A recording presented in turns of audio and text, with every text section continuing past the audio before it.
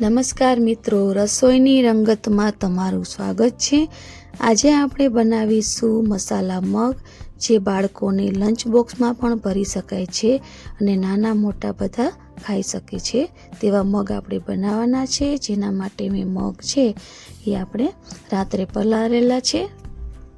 તમે જોઈ શકો છો આપણા મગ છે એ સરસ રીતે ફૂલી ગયા છે, પલળી ગયા છે।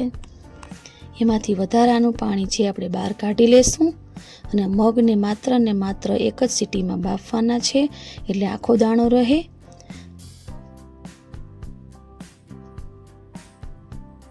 મગ આપણા બફાઈને રેડી થઈ ગયા છે। ચાલો આપણે આજે એનો વઘાર કરી લઈએ।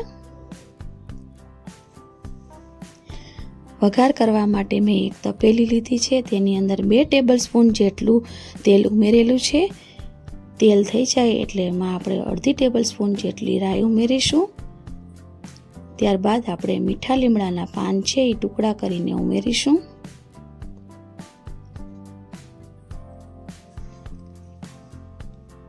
મીઠા લીમડાના પાન ઉમેર્યા બાદ આપણે ઝીણું સમારેલું ટમેટું છે એ એડ કરશું અને લીલું મરચું છે એ પણ એડ કરશું। મસાલાને સરસ રીતે મિક્સ કરી લેવાના છે। ત્યારબાદ આપણે તેમાં રેગ્યુલર મસાલા છે એ એડ કરવાના છે। આપણે ટમેટા અને મરચાં સરસ રીતે ચડી જાય ત્યારબાદ આપણે એમાં રેગ્યુલર મસાલા છે એ એડ કરશું।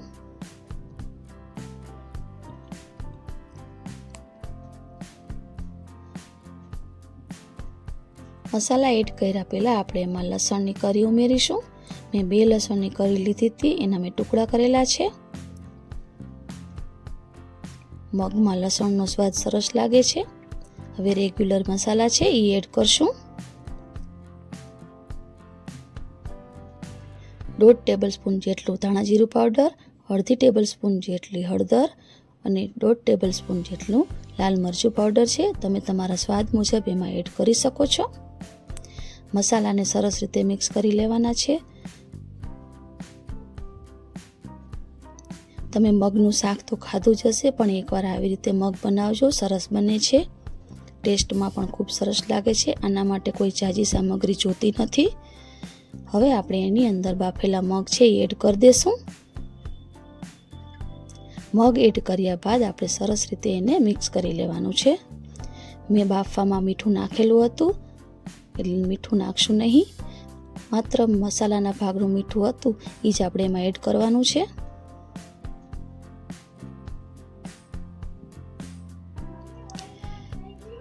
સરસ રીતે આપણે મગ મિક્સ થઈ જાય ત્યારબાદ આપણે એને માત્ર 1 મિનિટ માટે ઢાંકણ ઢાંકી દેશું।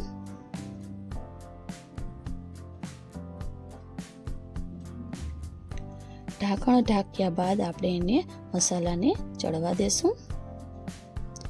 1 મિનિટ થઈ ગઈ છે, ઢાંકણ ખોલીને જોઈએ। આપણા મગ બનીને રેડી થઈ ગયા છે।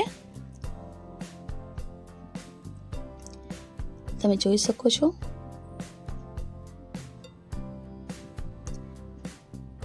હવે આપણે એને સર્વ કરી લઈએ। સર્વ કરવા માટે મેં એક બાઉલમાં મગ ઉમેરેલા છે। નાના મોટા બધા ખાઈ શકે તેવા મગ બનાવેલા છે। આમાં કોઈ અન્ય સામગ્રી જોતી નથી, ઘરમાં જ મળી રહેતી વસ્તુમાંથી બનાવેલા છે। એકવાર જરૂરથી ટ્રાય કરજો અને ખાજો, અને બાળકોને પણ લંચ બોક્સમાં ભરી આપજો। જો તમને મારો વિડીયો ગમતો હોય તો લાઈક, શેર અને સબસ્ક્રાઈબ કરવાનું ભૂલતા નહીં। મારા મગ બનીને રેડી થઈ ગયા છે।